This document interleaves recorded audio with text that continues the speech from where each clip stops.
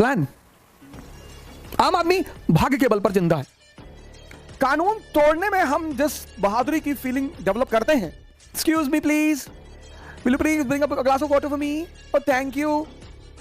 Mother's day के दिन बहुत सारे लोग माँ की फोटो लगा लेंगे और पैर छू रहे हैं और केक खिला रहे। नहीं नहीं सर, बुढ़ापे में जवान बच्चों को डांटना एक मजा है सर। और अर्जुन का सारथी कौन है? भगवान खुद, चैतन्य खुद। एक्चुअली चक्कर क्या है कि हमारे देश में कानून के उल्लंघन को शाबाशी माना जाता है। यह इस देश की साइकोलॉजी है। यह एक बहुत बड़ा रीजन है कि हम इस देश में अपराध को बहुत लेवल तक कंट्रोल नहीं कर पाते हैं। यह बड़ी मनोवैज्ञानिक दशा है इस देश की, विशेषकर उत्तर भारत की। और अगर मैं कहूं, जिसकी वजह से शायद बाद में मुझे बड़ा कोपभाजन भरना पड़े, तो हमारे ही लोग उत्तर प्रदेश और बिहार के। हालांकि ये लक्षण इस देश के समस्त भूभाग में पाए जाते हैं। कश्मीर से कन्याकुमारी और गुजरात से नॉर्थ ईस्ट में बहुत कम है, इतना भी नहीं है, बहुत कम है, लेकिन ये लक्षण पाए जाते हैं पूरे देश में। सबसे ज्यादा है उत्तर प्रदेश और बिहार में। कानून तोड़ने में हम जिस बहादुरी की फीलिंग डेवलप करते हैं, हमें अच्छा लगता है। जहां लिखा यहां थूकना मना है, वहां थूकना हमें अच्छा लगता है। हमें लगता है हमने किसी को डिफाई किया है, हम भी कुछ हैं, हमारी भी कोई आइडेंटिटी है। भारतीयों के अंदर जो शुक्रिया करने का भाव है, शुक्रिया, वैसे भी वो ना के बराबर है। हम कुछ काम करते हैं शिष्टाचारवश, शिष्टाचार दिखाने के लिए, thank you, it's okay and sorry. लेकिन कुछ चीजों को हम बड़ा निगलेक्ट करते हैं। जैसे कैब ड्राइवर आपको छोड़कर आया 10 किलोमीटर तक, उसको रेयरिटी ऑफ रेयर में कोई थैंक यू बोलता होगा सर, क्योंकि वहां कोई अप्रिशिएट करने वाला नहीं है। हम भारतीयों की एक बड़ी गंदी आदत है, हम उन कामों को ज्यादा करते हैं जहां पर अप्रिसिएशन मिलने की संभावना ज्यादा होती है। जैसे होटल, 5 स्टार होटल में बैठे हैं, 20 लोग बैठे हुए हैं, तो वहां पे आप देखेंगे लोग बड़े शिष्टाचारी होते हैं। Excuse me please, will you please bring up a glass of water for me, और थैंक यू। ये जो आदत है ना हमारी, ये बड़ी खराब आदत है सर। शुक्रिया, अच्छा, लोग शुक्रिया शुरू कहां से करें? पूजा से। ये जो पूजा, नमाज, वर्शिप, इन सब का कॉन्सेप्ट है, ये बेसिकली शुक्रिया है। बड़े लोग 2-2 घंटे तक पूजा करते हैं, 50-50 साल तक पूजा करते हैं, कुछ नहीं मिलता।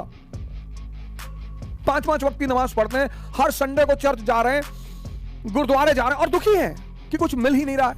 जहां तक मेरा अनुभव कहता है सर, अगर आप अपने प्रतिपल जीवन की सिर्फ शुक्रिया अदा करें, तो वो जो भगवान है, प्रभु है, अल्लाह है, गॉड है, वो आपको बहुत कुछ दे देगा।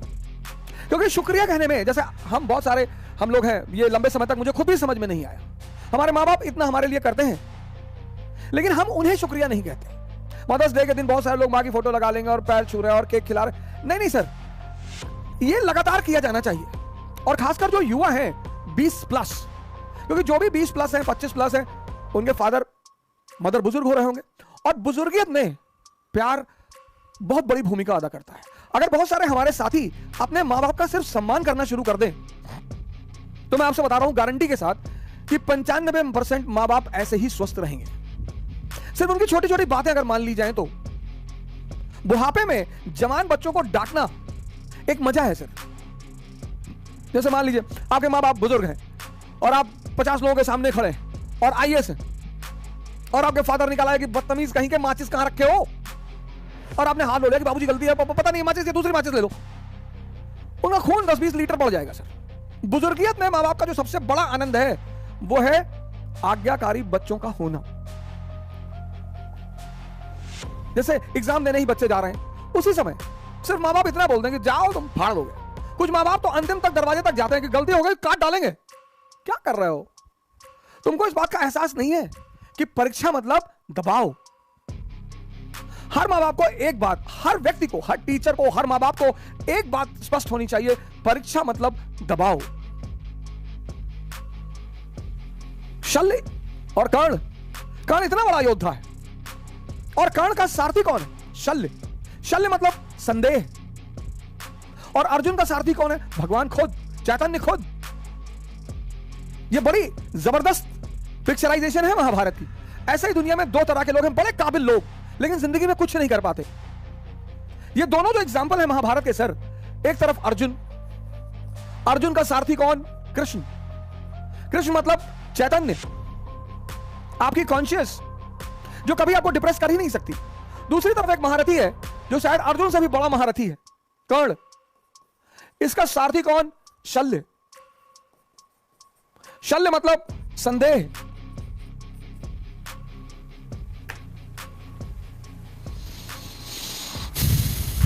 जीत में, अब ये मैसेज वाली बात है सर, अगर इन कहानियों से भी आपको संदेश नहीं मिलता तो इन कहानियों को पढ़ने का कोई फायदा ही नहीं है सर। इन कहानियों को जानने का कोई औचित्य ही नहीं है सर।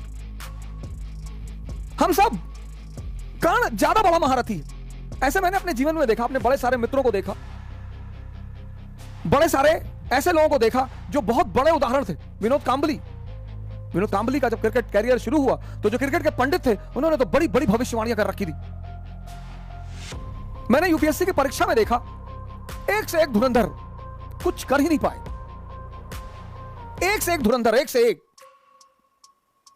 साइंस पे पकड़ है, इकोनॉमी पे पकड़ है, पॉलिटी पे पकड़ है, ज्योग्राफी, हिस्ट्री, ऐसा कोई सब्जेक्ट ही नहीं जो उन्हें ना आता हो, ऐसा कोई विषय ही नहीं जो उन्हें ना आता हो। लेकिन वो युद्ध कभी जीत नहीं पाए। उत्साह की कमी थी, संदेह हमेशा घिरे हुआ था,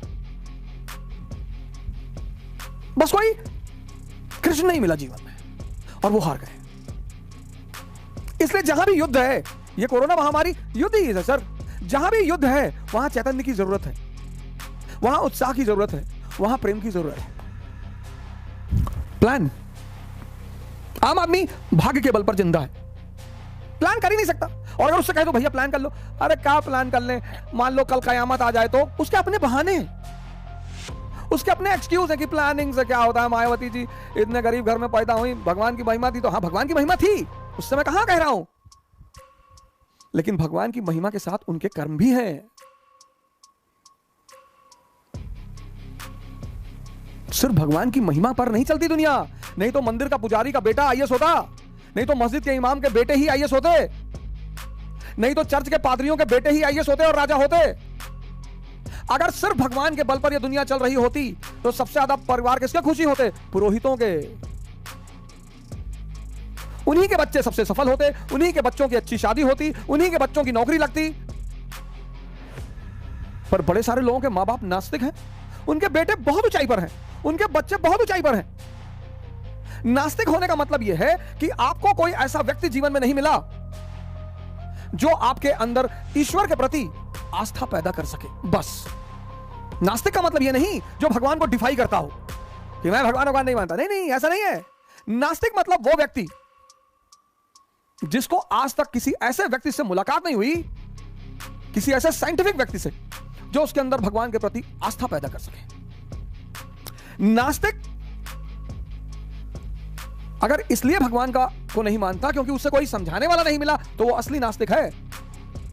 और जो ये दुनिया को दिखा रहा है कि हम बहुत तोपखान हैं, ऐसे तो खैर हजारों लोग। आम आदमी भाग्य के बल पर जीता है, महान आदमी कल किसी को नहीं पता, आज पता है ना। इसलिए मैं हर व्यक्ति से कहता हूं कि आप डायरी अपने पास जरूर रखें अगर आप महत्वाकांक्षी हैं।